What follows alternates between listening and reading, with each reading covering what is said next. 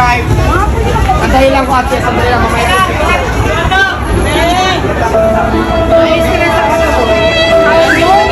Sayang, grabe. Hindi ka talaga makapaglapit kay Diwata. Ang dami talagang mga tao. So, nang lumingon ako, hala, si Diwata palabas. Sinalubong ko agad. Sabi ko na, ma'am, pwede magpano picture? Sabi niya, hindi ba gawa na hindi pwede niya picture. Sino mag-drive?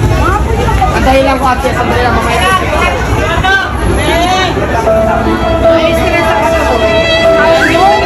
Sayang, grabe. Uuwi na kami guys. Sobrang busy. Oo. Kaya medyo na heart feeling ako, pero naintindihan ko naman kasi sa sobrang expectation ko lang yun. Alam mo naman. Pero at least doon, ito na. nakabili ako ng Diwata Diwata barbecue. barbecue. Tag 30 pesos ko siya. Tapos,